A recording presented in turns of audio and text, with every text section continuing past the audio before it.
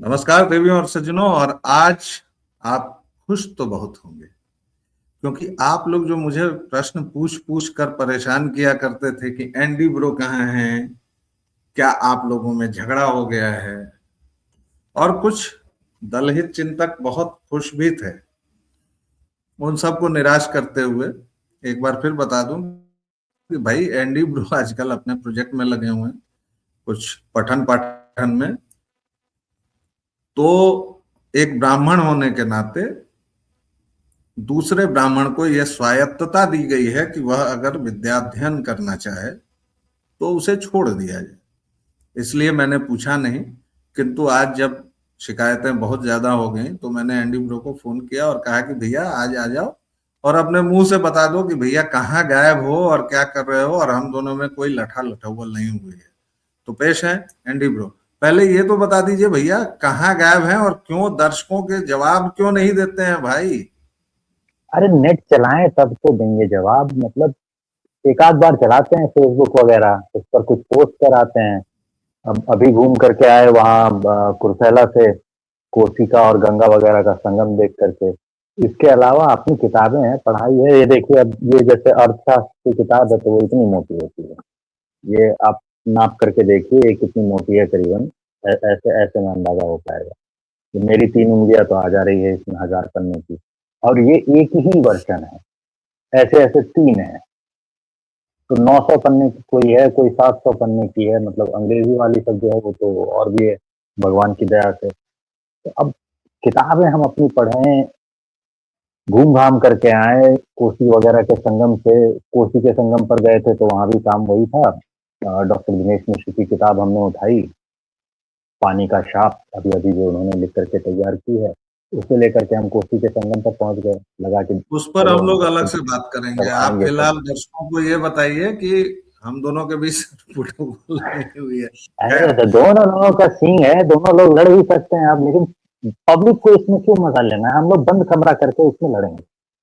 हाँ, तो खैर, हम लोग को आपस में अच्छा लड़ना होगा तो हम लोग आपस में लड़ लेंगे और निपट लेंगे। इसके लिए पब्लिक की हम लोग को क्या जरूरत है? कोई देख अच्छा करके ताली दर्शकों, बजाए, हम लोग को फील गुड नहीं होता है उससे। अच्छा दर्शकों, आनंद जी बहुत दिनों बाद मिले हैं। हो सकता है आपको थोड़ी बहुत वॉइस में प्रॉब्लम हो, क्योंकि आए हैं और इनको हमने पकड़ के बिठा लिया है कि नहीं आज ये वीडियो करना ही है। अच्छा, हमने दोनों का ब्राह्मण के रूप में लिया। आनंद जी, हाँ। बहुत दुखद बात है, लेकिन ये सच है कि इलाहाबाद यूनिवर्सिटी, उसे अलग अभी भी इलाहाबाद यूनिवर्सिटी कहना पड़ेगा, क्योंकि वो प्रॉपर नाउन है। तो उसका जो नाम है वो नाम है, जैसे इलाहाबाद हाई कोर्ट है तो वो वही है, वो प्रयागराज उसको नहीं कह सकते हैं। बहरहाल बहरकैफ, वहां दो गुटों के बीच झगड़ा हुआ ऐसा कह के प्रचारित किया गया, लेकिन वहां असल में क्या हुआ ये जरा इस वीडियो में देखिए, और उसके बाद हम लोग ब्राह्मणवाद पर बात करेंगे। असल में दरअसल दिक्कत क्या है कि मेरे घर का आज नल टूट गया है, तो मैं डफली लेके निकला था सड़क पर कि ब्राह्मणवाद मुर्दाबाद। तब तक मेरी पत्नी जी ने याद दिलाया कि भाई ये प्लम्बर का काम है और एक 15 रुपए की टोटी का काम है, इसमें ब्राह्मणवाद का क्या काम? मैंने कहा भाई, तो यूजीसी के बिल में ब्राह्मणवाद का क्या काम? लेकिन वो तो ये रहा है जो दर्शकों में आपको दिखा रहा हूं। ये देखिए एंडी ब्रो, आप भी अत्याचार नहीं चलेगा, नहीं चलेगा, नहीं चलेगा। कैंपस में ब्राह्मणवाद अत्याचार नहीं चलेगा, नहीं चलेगा, नहीं चलेगा। अरे बुरा बाल साफ करो, साफ करो। अरे बुरा बाल साफ करो, साफ करो। कैंपस में ब्राह्मणवाद अत्याचार नहीं चलेगा, नहीं चलेगा, नहीं चलेगा। कैंपस में ब्राह्मणवाद अत्याचार नहीं चलेगा, नहीं चलेगा, नहीं चलेगा। अरे पूरा बाल साफ करो, पूरा बाल साफ करो, ये नारा कहाँ से आया? कुछ सुना हुआ सा लगता है, हम लोगों के बचपन में सुने थे एंडी ब्रो। हाँ हाँ, ये लालू यादव का प्रिय नारा था। लालू यादव दिया करते थे। और लालू यादव दिया करते थे, इतना ही नहीं है, इससे मिलता जुलता एक नारा यूपी में लगाया जा रहा होता था उस जमाने में। इसमें कह रहे होते थे, तिलक तराजू और तलवार, इनको मारो जूते चार। बाद वो में भी लगाया, मायावती ने, वो भी लगाया, हाँ, वो भी तो लगाया अच्छा, है। अभी हाल में मायावती ने अपना एक जो ट्वीट या एक्स पर पोस्ट, जो भी कहिए उसको, वो करके स्पष्ट किया था कि ये नारा हमारा नहीं था जी, ये अखिलेश यादव की पार्टी जो थी, वो अखिलेश यादव के गुंडे जो थे उन्होंने लगाया था, हम लोग ऐसी बेकार की बातें नहीं करते। तो मायावती तो साफ साफ मुकर गई कि भैया हमारा लगाया हुआ नारा नहीं था, ये अखिलेश यादव का था। लेकिन बिहार में जो है वो अब जो है वो लालू यादव या उनके कुनबे का इतना दम नहीं रहा, इतनी हिम्मत नहीं रही, इतना साहस नहीं रहा, इतने कायर हैं बेचारे। अब चुनाव हारने के बाद तो आप समझ ही सकते हैं कि कितनी बुरी हालत होगी। तो उनकी भी इतनी हिम्मत नहीं रही कि वो ये कह दें ये नारा हमारा था, तो वो कबूलते नहीं अब। लेकिन नारा उनका था, भूरा बाल साफ करो, ये डॉक्यूमेंटेड है, वेल डॉक्यूमेंटेड है। और ऐसा नहीं है कि किताबों में नहीं लिखा हुआ, ये किताबों में लिखा हुआ है कि किसने लगाया था। तो ये नारा था लालू यादव का। अब इस ये नारे के साथ और जो मजेदार चीजें थी वो आप और भी जोड़ लीजिए। लालू यादव जो ये नारा लगा रहे थे वो कोई पहला नारा नहीं था। बिहार में जनेऊ आंदोलन जो है ना, वो दो किस्म के थे।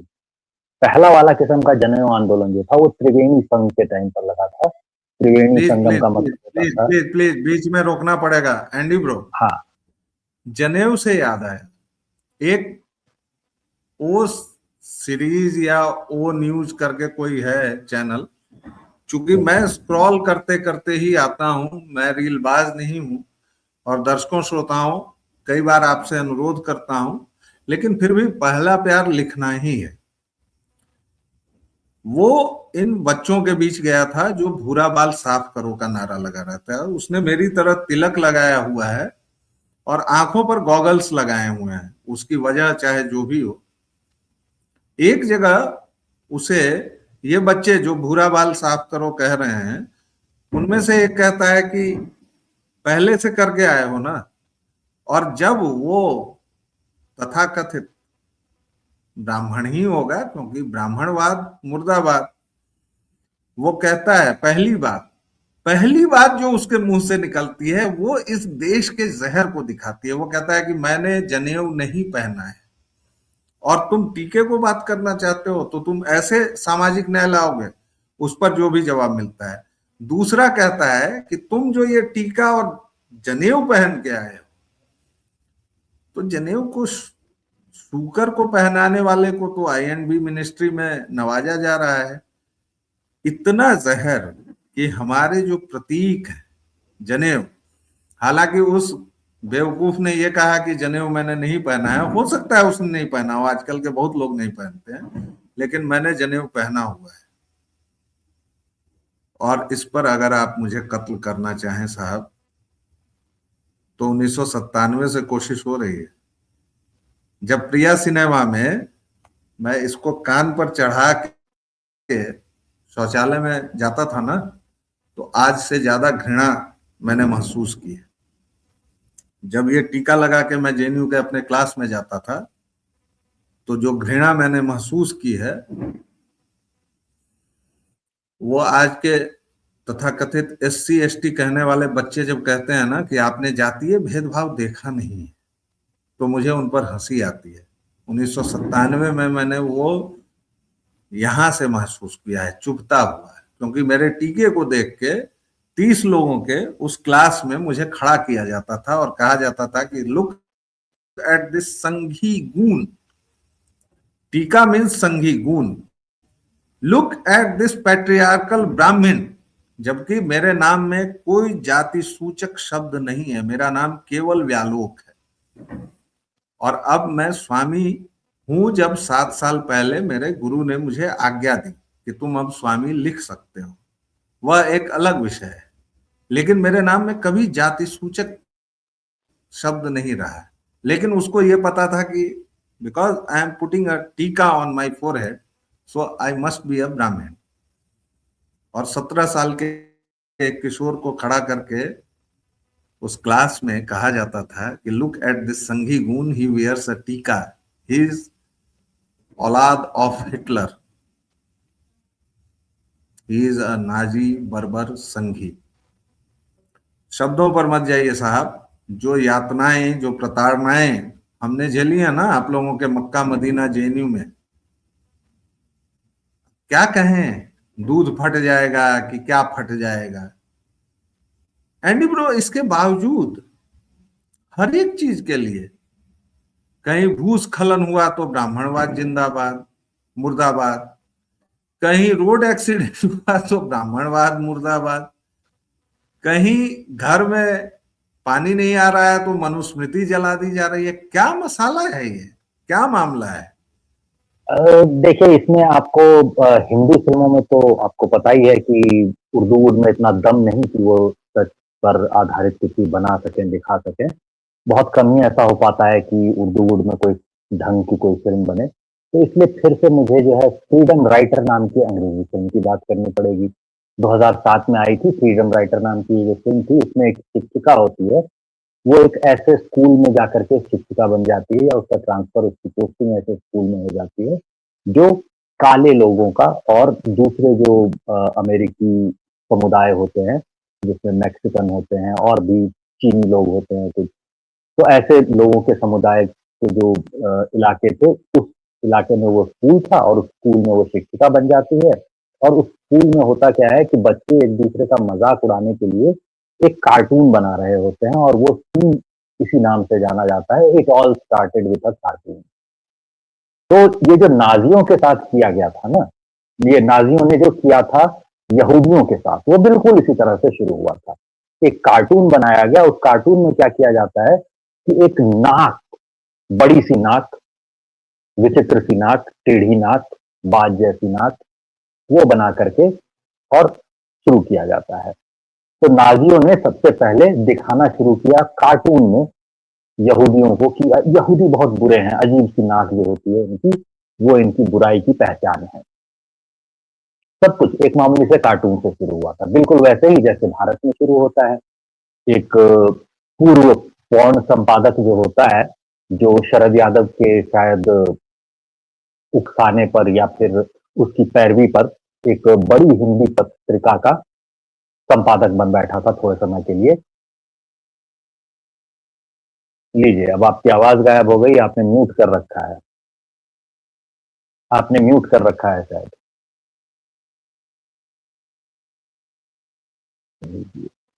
ये क्या अब मेरी आवाज़ भी नहीं जा रही?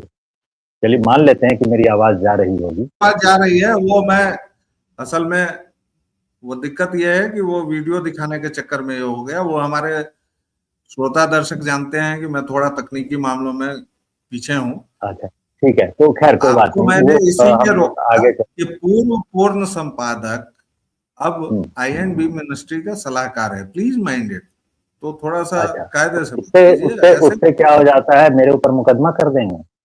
आईटी एक्ट का धारा वगैरह जो होता है वो सब लगवा देंगे मेरे ऊपर। हो भी सकता है लगवा दें, अब क्या पता, यूजीसी जैसे नियम जो हैं, अब बिहार में तो आपने देखा ही है, पूरे-पूरे गाँव पर जो है वो एससी-एसटी एक्ट लगा करके जो है उसे जेल में फेंक दिया गया है, तो मेरे ऊपर भी लग जाए तो कोई अनोखी बात नहीं होगी। लेकिन ठीक है, चलिए डर जाते हैं हम और डर के वापस जो है हम आप एक वो फिल्म की बात कर रहे थे एंडी भाई, आनंद भाई, फ्रीडम राइटर नाम की मूवी पर वापस आ जाते हैं डर के मारे। आनंद तो भाई उस आप एक फ्रीडम फिल्म, राइटर नाम की मूवी, हाँ, तो उस फ्रीडम राइटर मूवी में होता यूँ है कि वो नाक का कार्टून जो होता है उसके बारे में वो जो शिक्षिका होती है, वो बताना शुरू करती है कि ये सब कुछ एक नाक से शुरू हुआ था और तुम लोग क्या जानते हो ज्ञान के बारे में? बहुत से बहुत एक मोहल्ले को, एक इलाके को तुम लोग कब्ज़ा कर लोगे, अगर गैंग बना भी लोगे तो। बस इतना ही ना, ये जो दूसरा वाला गैंग बना था ना, इस गैंग ने पूरे-पूरे देश कब्ज़ा लिए थे। छात्र जो होते हैं वो बहुत उत्साहित हो जाते हैं कि किसकी बात हो रही है, किसकी बात हो रही है। फिर वो बताती है कि उसके जो भी विरोधी थे सबको कत्ल कर दिया गया, उसको कत्ल करने का तरीका भी बड़ा बढ़िया था। गैस चैम्बर में फेंकवा दिया गया था और ये सब कुछ बिल्कुल उसी तरह एक कार्टून से शुरू हुआ था, जिसमें नाक दिखाई गई थी। या भारत में वो जो कार्टून बनता है जिसमें एक मोटा-सा ब्राह्मण होता है, जिसने जनेऊ धारण कर रखा होता है, जिसकी शिखा होती है, जिसने धोती पहनी हुई होती है। तो बिल्कुल कार्टून से शुरू होता है ये सब और उसके बाद प्रोसिक्यूशन कहाँ आगे जाता है, वो सभी लोग जानते हैं। एक कार्टून ये भी बनता है जिसमें इस कट कॉपी पेस्ट के तथाकथित निर्माता अंबेडकर को हमारे प्रभुओं को चाबुक मारते हुए दिखाया जाता है। ये वही महान देश है जो पेरियार नाम के विक्षिप्त को, मनोरोगी को, रामास्वामी नाम के विक्षिप्त मनोरोगी को पेरियार की उपाधि देता है। लेकिन दर्शकों, आइए चलिए ब्राह्मणवाद पर क्विज करते हैं।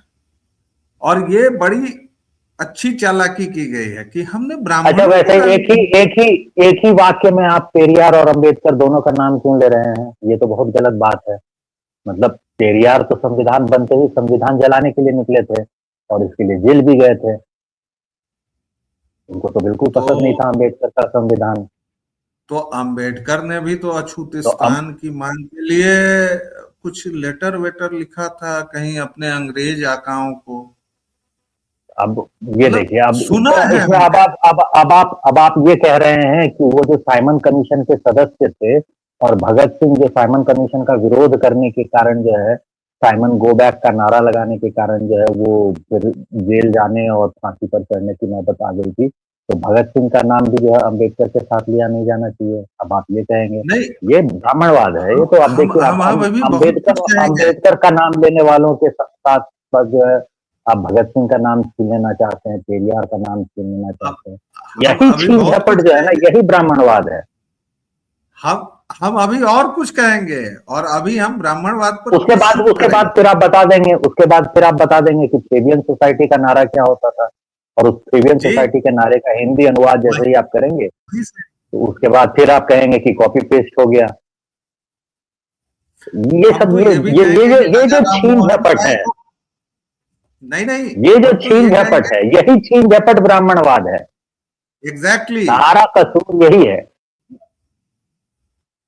आप इतना सच बोल देंगे, आपको जेल में फेंक देना चाहिए। ना, कम से कम उतने समय तो जेल में रखा ही जाना चाहिए जितने दिन नेल्सन मंडेला को रखा गया। उसके बाद आपको समझ में आएगा कि जेल जाना क्या होता है। श्वेत नेल्सन मंडेला के साथ जो हुआ था वो जब तक आपके साथ नहीं कर दिया जाता तब तक मजा भाई। हमारे श्वेत, आपको समझ में कैसे आएगा कि क्या होता है? सुनिए आनंद जी और दर्शकों श्रोताओं, हमारे श्वेत वीर सावरकर की भूमि से अभी लौट के आया हूं, जहां उनको 2 जन्मों की सजा मिली थी और जिस छोटी सी, उसको कोठरी कहना कोठरी का अपमान है, जो पानी का मग था ना, वो भी देखा है। शायद वो भी ब्राह्मण ही थे, जिसको आज एक नर्तकी नंदन माफी वीर कहता है। अस्तु, मुद्दा वो नहीं है। थोड़ा ब्राह्मणवाद पर क्विज करना चाहेंगे एंडी ब्रो। हालांकि हम दोनों ने 2017 पर किया था, 2017 में किया था। हमने शुरुआत की थी इसी सब बात से, जब वो पूर्व संपादक अपने पूरे जलवे जलाल पर था, शुकर को जनेऊ पहना के दिखाता था, तब वो राष्ट्रवादी नहीं बना था, है ना। तब वो मोहन भागवत को गालियां दे रहा होता था। सीधा सीधा कहिए ना। अरे मोदी जी को, मोहन भागवत को उसने किसको छोड़ा था भाई? मोदी जी को गाली देने से क्या होता है? मोदी जी कौन है? मामूली सा संघ का एक स्वयंसेवक, और उससे भी मामूली, बताइए, बिहार का एक नितिन नवीन जो है ना, वो मुखिया है पार्टी का, और वो क्या है? कार्यकर्ता, दरी बिछाने वाला कार्यकर्ता है। उसे कौन पूछता है? उसे गालियां दी तो चलिए 19 मिनट मोहन भागवत को गालियां दे रहा था। इंपॉर्टेंट ये है। आनंद भाई 19 मिनट बीत चुके हैं। जरा इस क्विज की शुरुआत कर लें, क्योंकि अभी ये क्विज हम लोग लगातार खेलेंगे। सनातन धर्म या हिंदू जिसे आज कहा और समझा जाता है, उसके हिसाब से इस प्रश्न का जवाब देना होगा। और प्रश्न क्या है? प्रश्न ये है कि सनातन धर्म का कौन सा देवता ब्राह्मण वर्ण का है? हमारे दशावतार माने जाते हैं ना। परशुराम तक आने से पहले जरा बताइएगा कि कौन सा देवता हमारा ब्राह्मण है वर्ण का? दर्शकों श्रोताओं इस बात को बताइएगा, और इसकी शुरुआत यहां से करेंगे कि वैदिक रीति से जब हम लोग करड़िए थे, इन हरामखोर अंग्रेज बर्बरों, रेगिस्तानी लुटेरों और यूरोपियन लुटेरों के शब्दों में गररियों ने गीत गाए, क्योंकि ईश्वर का पुत्र जो है वो गररिया है, तो तुम जो हो वही सोच रहे हो, जबकि हमारी नौकाएं कहां से कहां तक जाती थी तुम हरामखोरों को पता भी नहीं था। अस्तु, इसका जवाब ऐसा देना होगा, एक शब्द में बताइए कौन सा देव या देवी है जो ब्राह्मण है? आनंद भाई, concluding remarks please. Concluding remarks में हमें ये सूझ रहा है कि देवता तो हमें याद नहीं आया, लेकिन हमें एक राक्षस याद आ गया है। ये जो हिरण्यकश्यप था ना, जिसे नरसिंह ने मार दिया था बिल्कुल शुरू में, प्रहलाद जिनका बेटा था, वो हिरण्यकश्यप जो थे वो पोते होते थे कश्यप के, मतलब ब्रह्मा के वंशज, यानी कि ब्राह्मण ही होंगे। तो ये जो हिरण्यकश्यप था ये ब्राह्मण था, और इस लिहाज से उसकी बहन होलिका जो थी वो भी ब्राह्मण थी। तो उस समय से राक्षस जो है ना वो ब्राह्मण ही थे, उस समय से इन्हें जिंदा जलाया जाता था। तो अभी भी जिंदा जलाया जाना जो है वो बिल्कुल उचित है। वो जो कर रहे हैं कुछ गलत नहीं कर रहे हैं। गांधी जी भी तो कहा करते थे, और देखिए एक पार्टी जो है, एक सत्ताधारी दल जो है, उस पार्टी के संविधान में तो लिखा हुआ है कि गांधीवादी बनना है। तो मेरा कंक्लूडिंग रिमार्क ये है कि गांधी जी ने जैसा नोआखली में कहा था, चुपचाप मर क्यों नहीं जाते? अच्छा दर्शकों, आपके लिए दो जवाब इसमें मान्य नहीं है, क्योंकि हमने जब ये क्विज 2017 में किया था तो दो जवाब आए थे। एक तो वही जो एंडी ब्रो ने कहा, ब्रह्मा। तो भैया ब्रह्मा एक तो दशावतार में नहीं आते हमारे, दूसरे स्वयंभू हैं, तीसरे उनका एक ही मंदिर है, चौथे उनके साथ जो अपवाद है जिसको लेके बहुत ही ज्यादा घिनौनी बात पूर्व संपादक जैसे लोग करते हैं, और अंतिम उनका कोई व्यक्तिगत संप्रदाय या भक्त भी, एक भक्त भी नहीं नसीब है उनको जो कहे कि मैं ब्रह्मा जी का भक्त। दूसरे परशुराम भी ब्राह्मण हैं, चलिए दशावतार में है, लेकिन वह तो खुद ही निर्वासित हैं जी। केरल में जाके फरसा से किए, जाके देखिए, तो जब धर्म ने उन्हीं को निर्वासित कर दिया, घरों में देवता के तौर पर उनका भी आसन नहीं रहता है, तो ये मुश्किल है। और चलते चलते जरा ये वीडियो देखिएगा कि ब्राह्मण क्या है और ब्राह्मणवाद क्या है। देखिए इसको,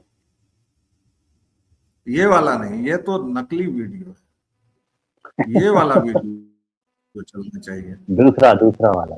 अरे ये भाई साहब हट क्यों नहीं रहे?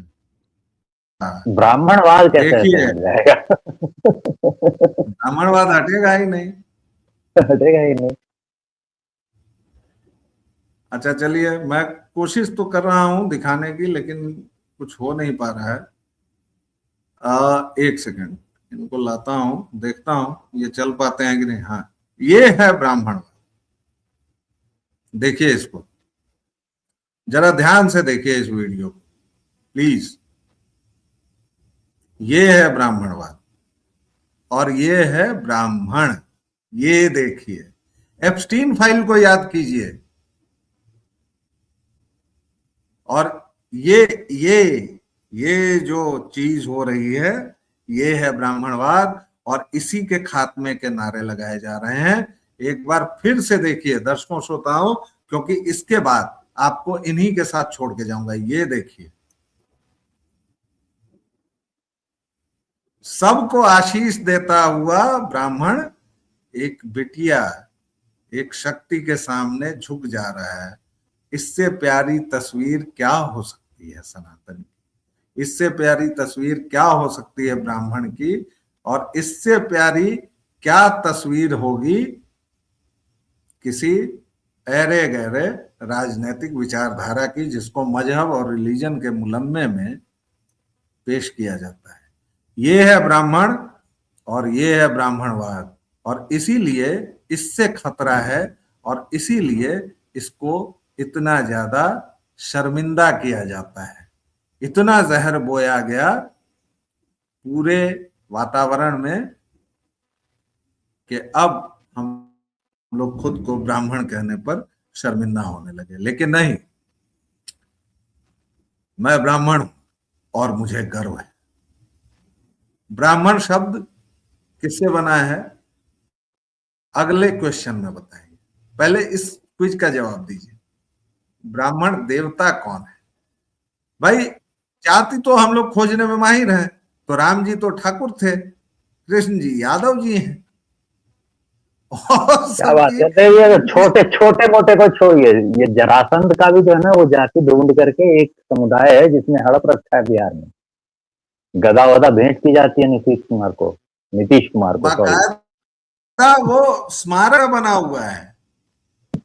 आप इस सनातन से टक्कर छोटे मोटे का अशोक और चंद्रगुप्त को भी नहीं छोड़ा है। अशोक और चंद्रगुप्त को भी कुछ लोग हत्या करके बैठे हुए हैं।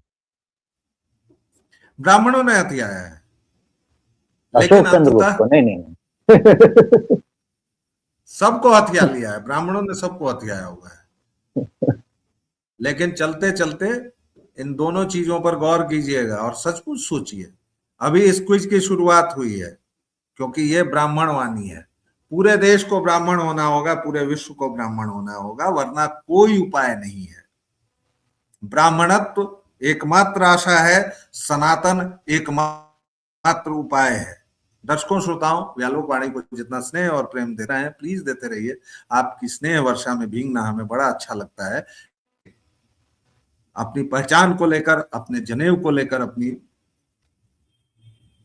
शिखा को लेकर, अपने टीका को लेकर कभी शर्मिंदा मत होना, क्योंकि तुम जानते नहीं हो कि तुम किनके वंशज हो। थोड़ी सी स्मृति की धूल पड़ी है, उसको साफ करना है बस। पूरे विश्व को आर्य बनाना है, कृण्वत्तम विश्वार्यम। पूरे विश्व को ब्राह्मण बनाना है। क्या बात करते हो ब्राह्मणवाद मुर्दाबाद, तुम्हारी ऐसी की तैसी। हम पूरे विश्व को ब्राह्मण बनाने चले हैं और पूरे विश्व को ब्राह्मण बना कर रहेंगे। तुम्हारी औकात नहीं है कि तुम हमें रोक लो, तुम्हारी औकात नहीं है कि तुम ब्राह्मणवाद को रोक लो। ब्राह्मणवाद एकमात्र उपाय है। ब्राह्मणवाद इस विश्व की सर्वाधिक पुंसक शक्ति है, और ब्राह्मणवाद जिस दिन ठेलेगा ना,